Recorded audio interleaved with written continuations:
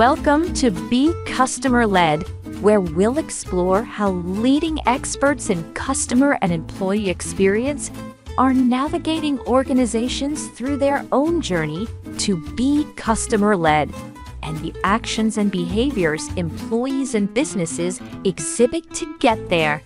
And now your host, Marbu Brown.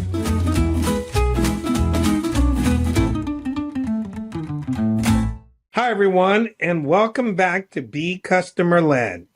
I'm glad you've decided to join us today because once again, we have one of the leading voices in the world of CX to share some real-world examples of what it takes to move the needle for CX in today's challenging business environment. Our guest today is Gregorio Uglioni, who is an associate partner at Forward, as well as a former senior manager at Swisscard and at one of Switzerland's leading hospitals. He's also a board member for the Customer Experience Professional Association and the host of the well-known global podcast, CX Goalkeeper podcast. Welcome to the program, Greg. Thank you very much for this great opportunity. I really enjoyed it because I was listeners, and now I am allowed to talk with you. That's so cool, listening to your podcast, and now having this opportunity. Marbu, thank you very much. I am so glad to have you.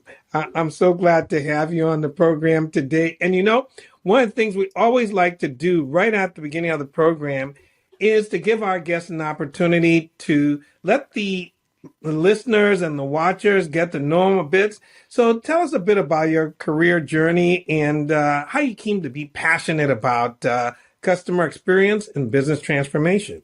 Thank you very much. I think transformation is my environment. I was also very active when I was a child, and therefore that's quite clear.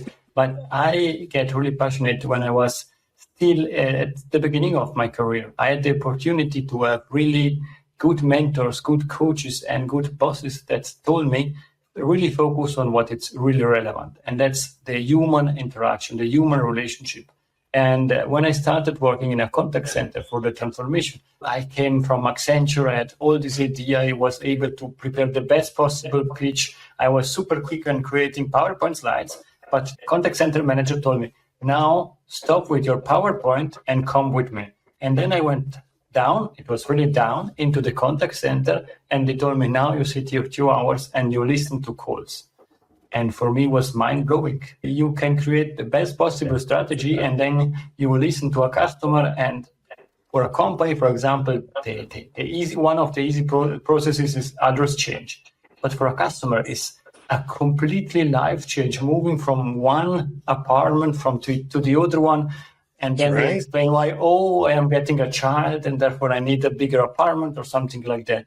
And it was so interesting, and that's something that I still keep doing. 2 days ago, I was sitting in a contact center listening to calls. And when I was working in an hospital, I really went into the hospital and worked quite a lot also there, following the nurses, speaking with patients, and following physicians to really understand what's happening and going on. Yeah, I mean, it's walking the floor or listening makes a huge difference. And, it's one of the things that's made me passionate about this area. And we talk about the customer aspect of things here. But, although you're well known as a CX thought leader, you lean heavily on business transformation in your approach to driving CX enhancements. So why is that? I know that there are now caps and T-shirts with this quote, but I think it's really relevant. I think CX is not a department; it's a discipline, it's a mindset, and this mindset is focusing on core values that I think that I have as a person, and that I think they are relevant in transformation. And therefore, I try to apply everything I learned in CX into transformation. And I like changing things. And I was, I think, very successful at transformation because I leveraged these principles, focusing on customer needs, measuring success from a financial point of view, but also from customer satisfaction, employee satisfaction, measure the pulse, trying to get better every time. And the most important thing that I think for every company is the culture within a company. having common values, working towards a goal. And I think that's everything what we are learning in customer experience. And I try to take the most relevant insights, trends, frameworks, and leverage them in transformation. And it makes me really successful. And then I need to say thank you to people like you and all other thought leaders in the CX community, because I'm learning a lot and I can leverage that. Yep. So you have a framework that you use for driving what you call human-centric transformation. And I think you shared some of those a minute ago. But why don't you go ahead and just, lay out, those 5 principles that you have in that framework for us. Okay, I was not aware that you changed the setup, because now we're going to have a 2 hours discussion. It will be a quite long. No, joke aside, you can always interrupt me. But basically, I was trying, and I was discussing a lot with CEOs, CIOs, Chief Marketing Officer, Chief Operations Officer, and they were always asking me, "What's this CX? What do you want? What do you want to achieve?" And therefore, I try to really simplify everything to explain the most relevant principles and applying them into transformation. And a lot of your listeners will find out I took them, I'm leveraging the 6PA framework because it's quite easy to explain and people can understand that. I change it a bit, and therefore do not apply that if you're doing the C6P exam. It's similar, but not exactly the same. The first point is you need to have a common vision. You need to have a strategy, what you want to achieve.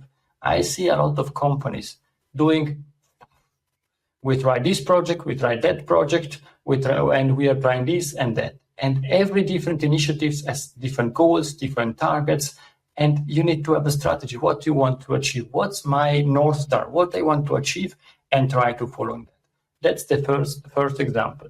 The second one is really understanding which problems are we solving for the customer, for our employees, understanding the competitors. What are the strengths of my organization? Are we strong in this area, or are we strong in the product areas, or are we strong in the HR? And really understanding and taking time, as I mentioned, doing these shadowings, speaking with the customer, doing focus groups, really learning about that. And then when you have an understanding and you prioritize the biggest pain point you want to tackle, then you start with innovation and change. And this is the third pillar. Changing, transforming everything, and again, leveraging real frameworks that are working. One, I mentioned 2 of them. For example, human-centered design is the clear, very well-defined process that everybody can try to use. Even if you never use it, there is a lot of articles, things that you can read about and start leveraging that. A lot of content. Exactly. Or, for example, the value irritant matrix. It's something that was developed by Bill Price, and it's really to understand which processes, which dialogues we should invest in, which we should eliminate, which we should simplify, and which one should we automate. And leveraging these simple frameworks helps explaining us, people willing to transform, to change, or in CX, to the senior manager, to the company, what we are willing to do. We are not speaking our specific language about specific terminology, but we are speaking their languages. We want to automate these processes because this and that. We want to simplify these processes because then we will have less interactions that are irritating for our customer or for the company itself. Going to the fourth pillar, it's measurement. We need to measure what we are doing. And the simplest way, and that was why my former boss in the hospital said, very simple sentence that stick with me, and I will try always to use and to leverage and to share. The real thing is today we want to be better than yesterday, and that's every day. And getting better every day, we know all this mathematical calculation, getting better 1% every day, how much success you will achieve at the end of 1 year, or at the end of 1 quarter, or at the end of 3 years, compared to discussing, and creating for 3 years PowerPoints with no change at all, no action at all. And kind of like the difference between agile and waterfall. in software development, right? Where you're doing a lot of things quickly, incrementally, and you're staying very close to the customer. So you're making changes that actually help them, or you're building and building and building and requirements and requirements and requirements. And then you have a big bang, but maybe the big bang is totally off target, which is not good for anybody. But I interrupted you. You continue. No, thank you. And the last one is culture. And the culture is key for everything in a company. And they're having also small initiative to make other people, other departments understand what customers are thinking about us. And perhaps here, please let me share one example. We did something very easy that everybody can do. What we did, it was several years ago, we were all working in the same building. And what we did, it was at Swisscard, it's a credit card issuer. We printed out really big credit cards, American Express credit cards, and we put on that customer feedbacks, unfiltered customer feedbacks, what the customer was thinking about us. And during one night, all these feedbacks everywhere, in the lift, in the elevator, in the meeting room, in the canteen, and everywhere were these customer feedbacks. And then people started reading that. Oh, but it's really strange. This customer is complaining that they need to wait, I don't know how many minutes in the queue before they get served. Or or we blocked the cards of the customer while he was traveling and he has no cash with him. Or we blocked the card of the customer and it was outside with his wife having a nice dinner and he was not able to pay. And I think to make really understandable also to the other departments what customers are feeling with our brand, with what we are doing, and so on. And this helped us creating a roadmap to improve and to get every day a bit better. It's so interesting because in really small businesses where the owners are in constant contact with the customers, they always understand, what the customer needs. When the businesses get bigger, they have what I call big company disease, right? And, people get far removed and then they forget about those interactions. And so the kind of thing that you just described, kinds of brings it right back up front where people can see it, where people can feel it, and they can understand what differences, what changes they need to make a difference. And unfortunately, sometimes when people don't have that kind of proximity to the feedback, they're always pushing those things down the road, not realizing how much impact it has on the customer. But that was that's a very cool example.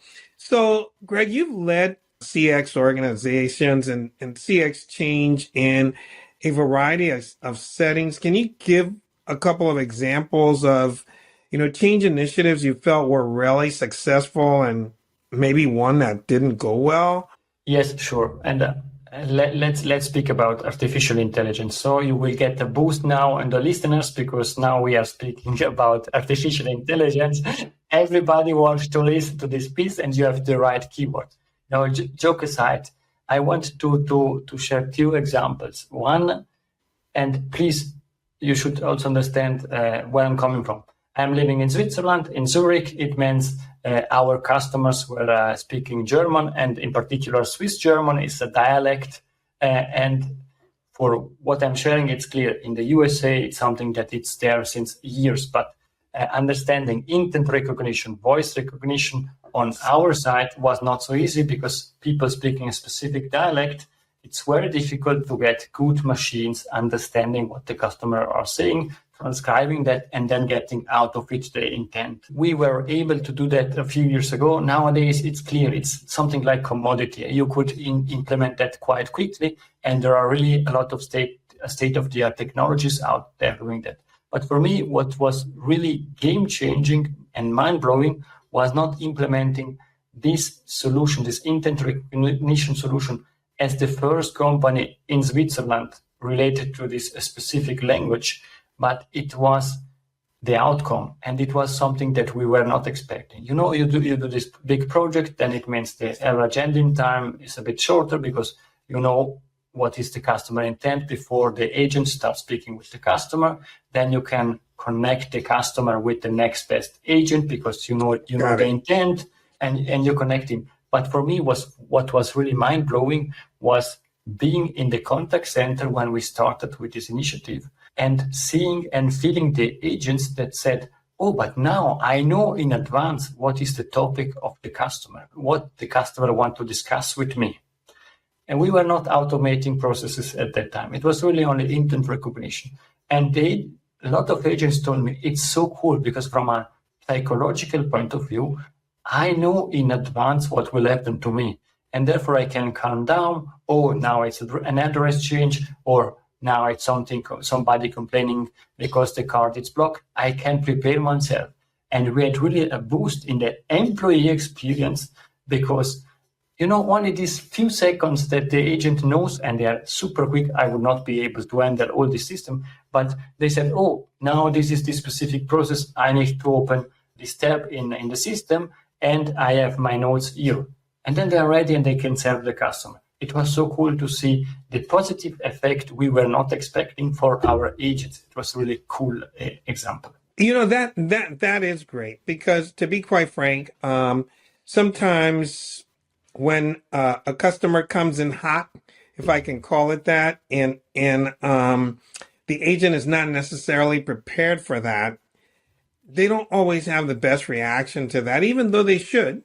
But being able to have some level of advanced understanding of the fact, hey, I'm going to need to de-escalate this situation or something like that, can be super helpful for them to give a better experience to the customer. That sounds really interesting. And you guys were able to use AI to help facilitate that, and that sounds very good. So you had another example you wanted to share. Why don't you go ahead and share that one?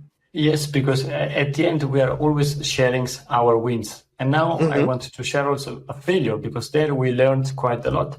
And I think it's really, progress is done not only by success, but it's really changing everything. Yes. I mentioned this example with this intent recognition, and we won several awards at this time, and it was great. And then you are feeling something like a bit unbeatable. I can do everything.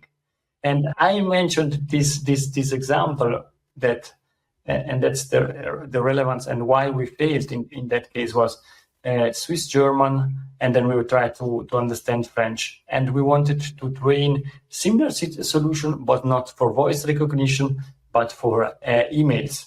And then we were a bit too bold, and we said, let's do it, intent recognition also on letters, emails, and for 3 different languages, because in Switzerland we speak German, French, and Italian, and for sure also English, then 4 languages. And we started training this machine, but it was not yet there. The technology was not so good. It was, I think, 2020 or 2019, and we did not achieve the quality. And it took us far too long to take the decision to stop, because we were so bold. Oh, we will do that. Don't worry. We have good consultants working with us. They told us it will work at some point in time. And we try to feed this machine, and we need new cases, but we wanted to achieve too much into a shorter period. And therefore, again, learning and understanding, okay, let's try to do few cases in a proper way instead of trying to create the solution for everything. And that was really a big learning where we were able to leverage, but it was at the end a failure, and we were required to explain we failed. And that was not such an easy situation. So very positive on the voice side, but when you wanted to go to the written side, much more challenging, especially since you tried to do it in three different languages, right? Yes. So are there takeaways that, cause you to change your process from that, like for something in the future? I mean, what's the biggest learning there? Just take it a little slower, or anything else that you wanted to add to that? You nailed it with the most important topics, and think, first of all, it's really focusing on which problem are we going to solve, test and learn, and don't wait too long to say, no, it's a failure. I think it's important to perhaps fail several times, but to learn every time instead of losing months and months trying to train a machine that you see it's not getting to the result expected. Yeah, absolutely. So recently, you led business transformation in a hospital setting. I'm wondering, like, what are some of the unique challenges that you found in delivering superior patient experience in a hospital setting, and what can people who are in the experience management business and other disciplines take away from that? What are some of the special challenges? Thank you for asking these questions. And I always introduce this topic. It's, let's say, quite easy to speak about customer experience if you're speaking about banking products, insurances. But if you're speaking about our life, then this is the most important asset we have. And it's not only about us and about our families. And therefore, I want to be extremely respectful for everybody listening to that. I really joined the hospital because I tried and I wanted to change, and I worked there for 4 years. We were quite successful. We were able to start a patient-centric, human-centric transformation. I also, in this case, I always stick to these three because it's then people can remember that the first thing, the biggest challenge that I faced was an hospital is always focused on now. I need to act now. I have a patient, I need to do something. I focus on this patient, and then come the next. I focus now, then there is an urgency. I go to the urgency and I work down all the priorities. And my target is today, I finish my day after 8, 10, 12 hours of shift, because we know that people working in hospital are really dedicated and are really passionate about what they are doing. But it's only about now. And really to make understandable for the people working there that business transformation, digital transformation, it's a longer journey, was extremely difficult. And that was the first challenge that I was facing. The second one is coming from completely different industry into an hospital. It's tough.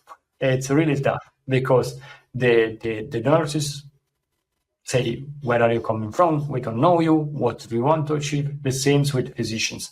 And I had a really good experience, and afterwards it's always good. But one of the key figures in the transformation process, I think in English you say opinion leaders into the hospital, was really not so happy with me. And then he said, okay, now I test you. And I knew that he wanted to test me. And therefore he decided to drive me through the most challenging possible situation. And he said, okay, if you're really committed, then you need to see how an operating room is working, going to an operation. Exactly.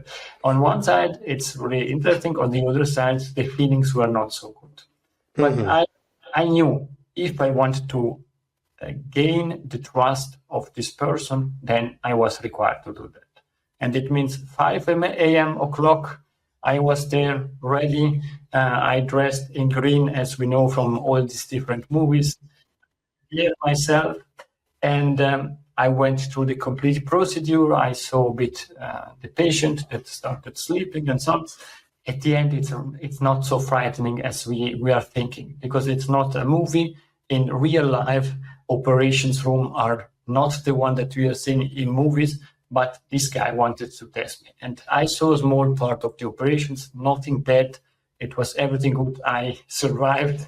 As an observer, also the patient survived, but it was a milestone in creating trust with this person, with these opinion leaders. And I think this was an important challenging to get accepted by the organization. I was just listening, I was just thinking that, I recently had a situation where I had to spend a fair amount of time in the hospital.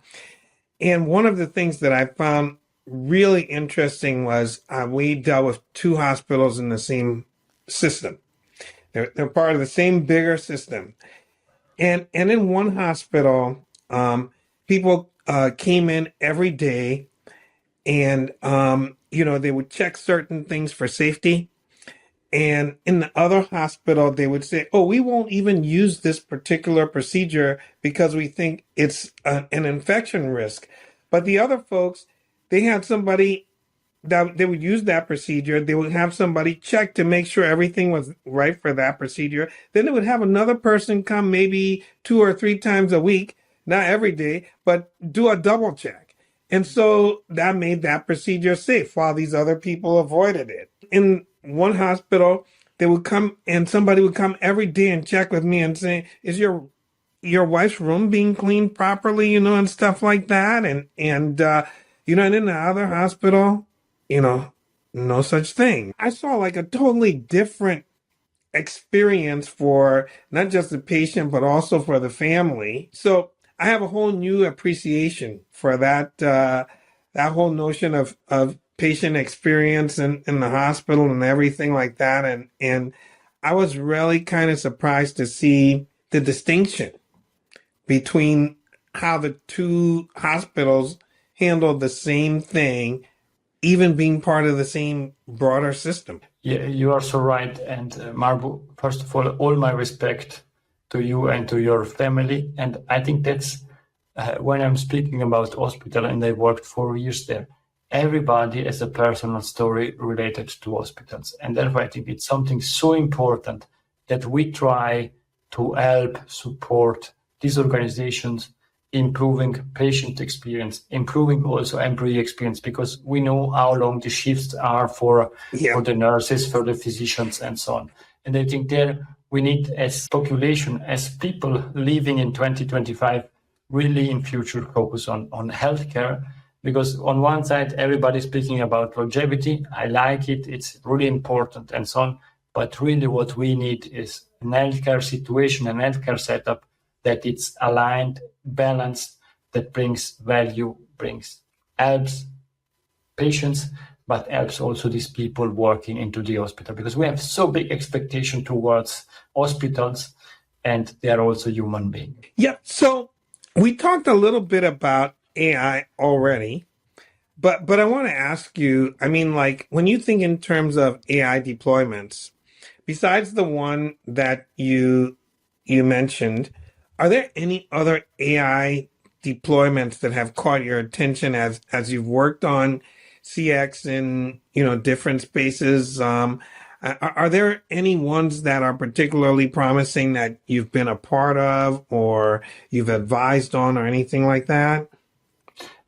Yes, I am very active, and I mentioned 3 simple examples, and then if you want, we can double click on them.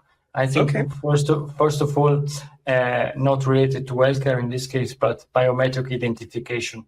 We need, before we do anything, it can be an insurance, it can be an hospital, it can be a bank. We really need to know who is the person in front of us. We know how many scams and so on. Exactly. Authentication is key.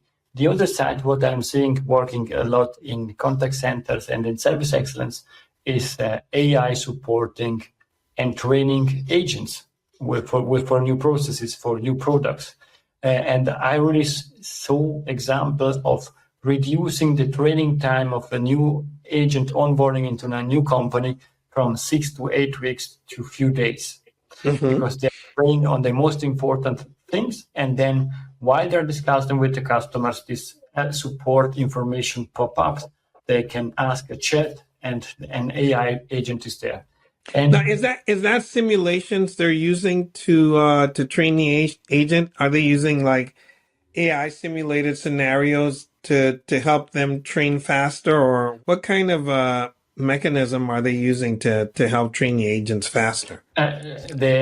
Both. You can use a simulation, but we know that a lot of companies are missing the people in the contact center, and it means they need to bring them to the phone as quick as possible to handle all these cases. And therefore, what I really saw was real-time training. It means an agent never did a process, but with this AI support, he was able to answer to the customer inquiry, because of this AI suggesting him, you should do this and you should do that. But it's not only the suggestion, it's also driving him through the process.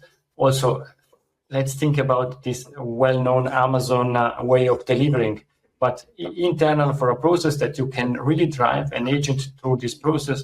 You don't need to do this, you need to do that. Check. Okay, now you can go to the next step. And this helped the employee going through the process for the first time without having training with the customer, and the customer was not understanding that was his first time. So it's almost like the agent has like an AI coach that is guiding them, stepping Exactly. them through the process. Okay, all right, yeah. Because one other scenario I've seen is where, like there's a simulation where instead of having like role plays, because a lot of contact center used to use role plays, they will use a simulator that where the agent can essentially practice this process in an offline type of environment. But let me give you a chance to give the last one. It's again back to healthcare. I think this AI will really help us recognizes diseases in advance, supporting physicians, cancer prevention, skin cancer or breast cancer. Now you can really use AI to find out these patterns and to prevent that. And the sooner you identify that, the better is the possible outcome that you will receive. And there I really see big steps forward in preventing a lot of diseases. And I saw that already in place in the hospital. It's incredible. A machine is better than a physician in finding, for example, skin cancer or checking a lot of stuff. And this is a big support. Back again to how much pressure there are on this on the physicians, on the nurses, and how many people we are missing in this field working into the hospital. Well, it's so interesting because I think there's a number of times where you've probably heard stories where somebody has been to the doctor. They went through so many different iterations of trying to figure out what was the problem. And then, like some obscure thing happens and somebody says, oh, this is the problem. Whereas, with AI being able to aggregate all these different types of things from different patients, it'd be able to run through those and say, well, 10 patients who had these symptoms, or 100 patients who had these symptoms had this thing. And it might be obscure, but now we can find that quicker. And I think that's absolutely phenomenal. Greg, you have your own podcast, the CX Goalkeeper, and you've interviewed your fair share of CX thought leaders. Tell me, why did you choose that name? Thank you for asking that. Now we're discussing really about my two passions: customer experience and soccer. Football. I was really a goalkeeper when I was young, and I really enjoy doing that. That was I think the only thing I was doing. Yes, at my time, there was no mobile phones, no social medias, and therefore we were outside playing soccer. that's I am old, sorry for that. And I really like because you can use a lot of similarities to share exactly what we discussed also today. The team working together, having a common goal, trying to win the match, and therefore working together. The defender, the midfielder, and the attackers working together and not in silos. Think about if you would give to the midfield players the goal of running as much kilometers or as much miles as possible.